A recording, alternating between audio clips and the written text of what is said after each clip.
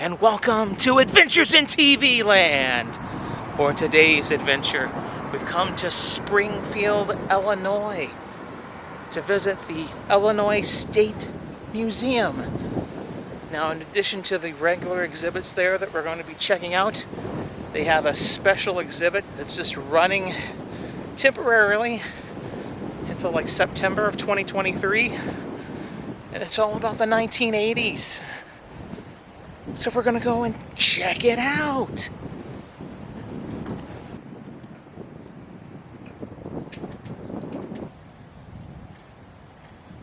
That's pretty cool.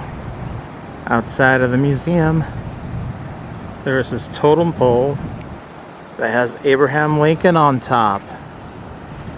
Just remember that if you're in Illinois, no matter where you go, Lincoln is watching.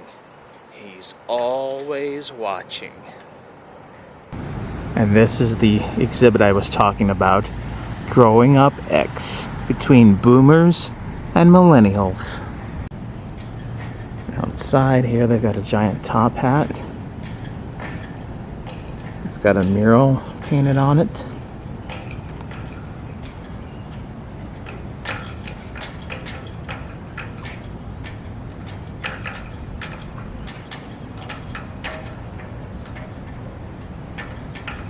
Buffalo on one side, Lincoln on the other, apparently.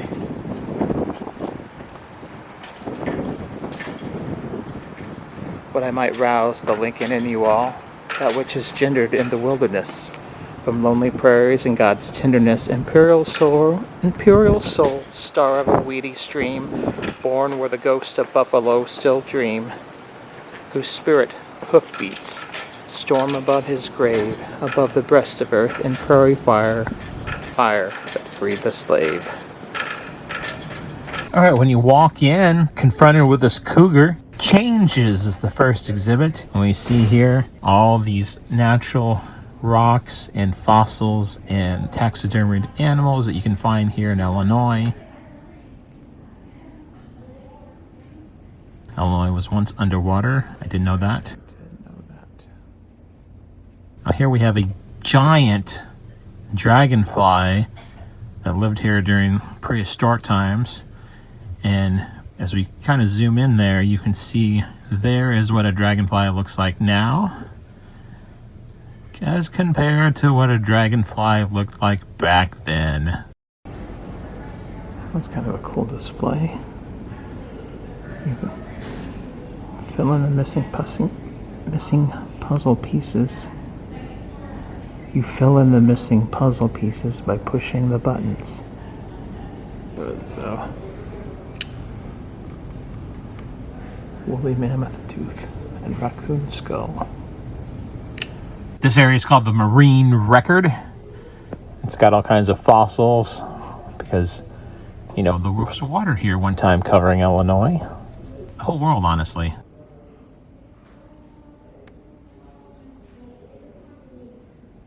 Here we go, transfer into a slightly different climate, more of a rainforesty type climate.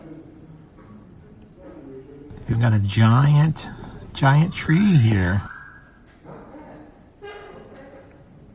Here we have a fossilized tree stump that has been turned into coal. A coal tree stump. Illinois Hall of Dinosaurs closed due to lack of specimens because there have been no dinosaur bones located in the state of Illinois. However, just because there haven't been any discovered doesn't mean there will never be any discovered. So for all you young paleontologists out there, go out there and discover some dinosaur bones. Here we have a bear getting ready to attack that creature right there. Here we have a giant sloth skeleton, a mammoth skeleton, and a giant beaver skeleton. All prehistoric creatures who roamed around here in Illinois during the Ice Age. Historic Illinois, there are various items, things here from the peoples that used to live here, as well as creatures that no longer are not as may no longer live here or not as plentiful. There's some bears in the northern dunes. Here It's kind of a cool exhibit display. This whole room is set up like a cave because Illinois, even though you don't think about it, there are several caves that are located here in Illinois.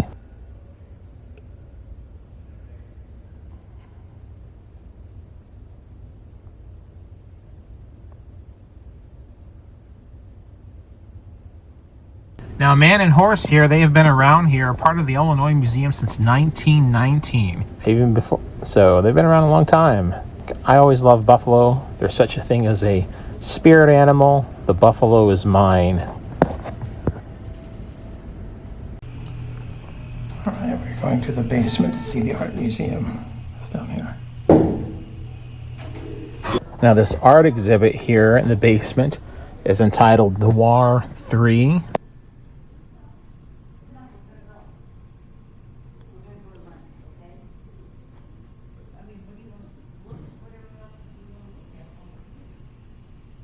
The pieces in this collection, this exhibit here, are temporary. The art in here is on a constant rotating basis. Also down here is a children's area, but there are kids in there, so I'm not going to show any of that right now. This painting is called Elephant times Huez. This painting is in living color. Got a challenge for you. Can you find Jim Carrey in that photo painting? He is there. Can you find him?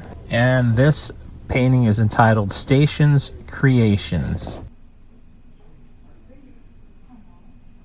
Now, the space here with all these huge variety of exhibits used to be where the peoples of the past display was at.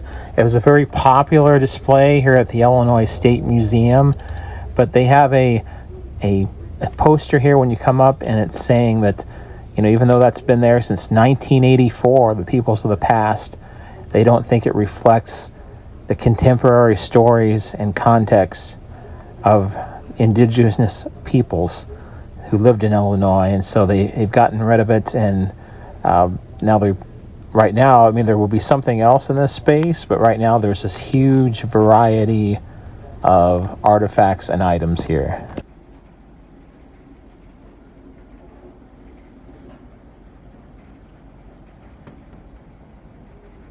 Now, this area here is called At Home in the Heartland. It basically takes you through 300 years of household history here in Illinois. It shows you what various rooms, various homes look like throughout the past 300 years. It compares side by side, an average home compared to a wealthy home, and there's lots of details here. I mean, it's rather impressive display, honestly, as it does really take you through history, and you can see how home life has changed over the years. What was some things have been important, always been important, they're still around. There are other things that are no longer around. You can see here, how kitchen items have changed and developed and made life better in many aspects. And, recreation, radios, televisions, record players, things like that, how they have come into existence. And you can just see the similarities. It's a pretty neat exhibit.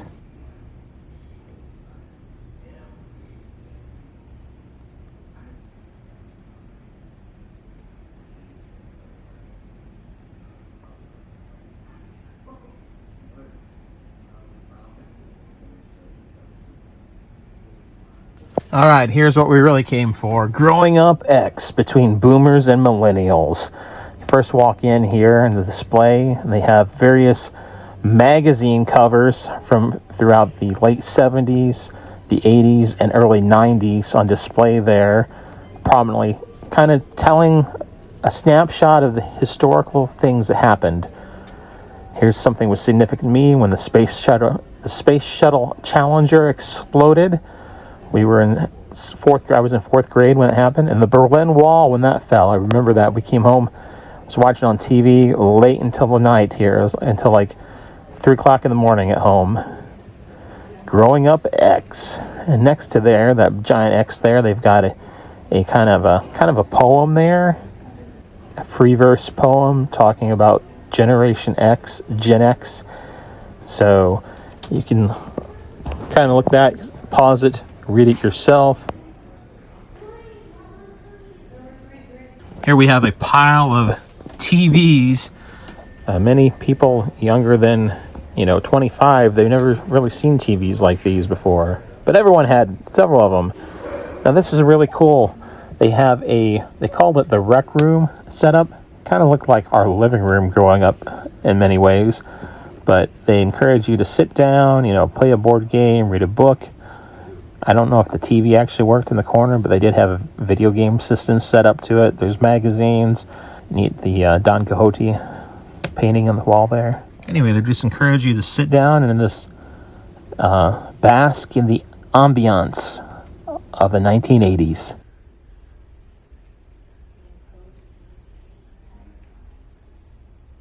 All right, we have a Star Wars display here of Star Wars action figures. It's kind of a neat little collection. Now, I do want to take note of something there. You do see a Luke Skywalker and the Tauntaun there. However, here, next to Han Solo, Princess Leia, and Chewbacca, where is Luke? I mean, what happened to Luke? Here's Luke's land speeder. No Luke Skywalker. They've got C-3PO there instead of Luke Skywalker. But they do have Luke Skywalker in the X-Wing. But it does make me wonder, where's Luke? Here we have Castle Grayskull with all the He-Man action figures, along with several She-Ra action figures there as well. Now this display, besides those ones there, has got all kinds of different toys, popular toys from the 80s. Cabbage Patch dolls, Rainbow Bright, Popples, Pee Wee Herman, Strawberry Shortcake, Transformers, all kinds of things. Care Bears. Now here we have an Atari system. Now, growing up, we had a system very similar to this, except ours was an off-brand Atari. It was purchased from Sears, but it looked identical to this, except the Atari logo there in the right-hand corner. I do not think that was on ours, because like I said, ours was an off-brand Atari. But we've got the E.T. game. That was kind of a horrible game. There's thousands of them buried in Mexico. And people now, they just don't understand. When Nintendo came out, it changed the world.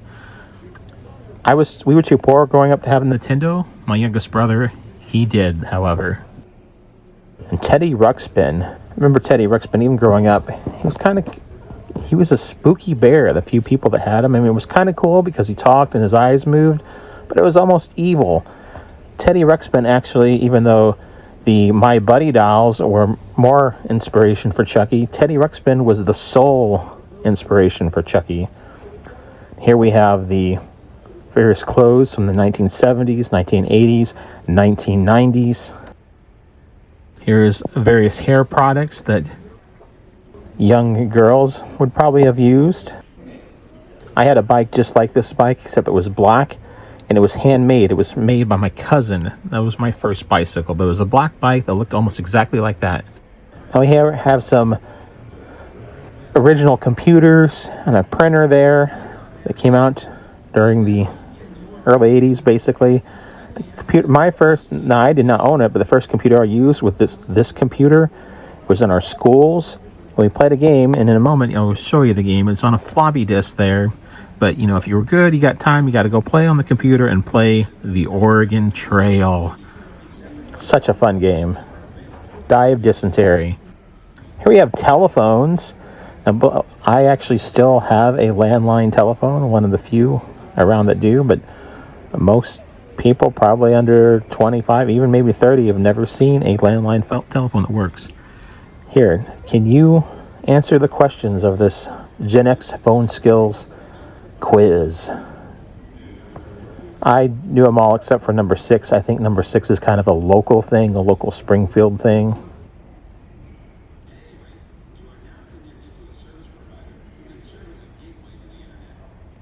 Now here they have a reading corner set up. They actually encourage you to sit there and maybe read a book for a while and Move one of your favorite books to the top shelf so others could discover it. Book it. I ate many a Pizza Hut single-serve pan pizza because of Book It. A Blockbuster video case. Go visit the last Blockbuster in Eugene, Oregon.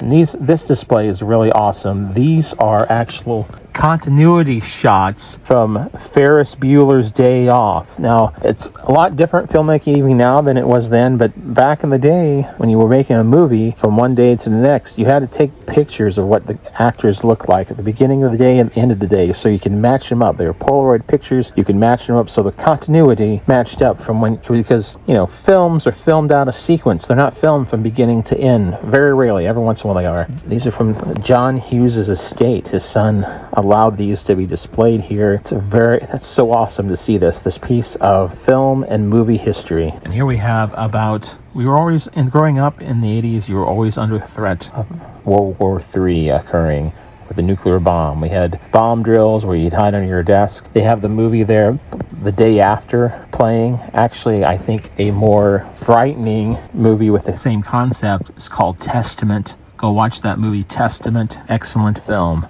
Here we have a mixtape exhibit. Younger generations and even older generations will never know the joy and how much was put into a mixtape for every experience of life. You can make a mixtape about anything. I guess you can make playlists now, but not quite the same thing. Well, that was the Illinois State Museum highlighting the Growing Up X exhibit about Generation X that they have on display currently. I believe this exhibit there runs until the end of September, so we've got a couple more months you can come check it out.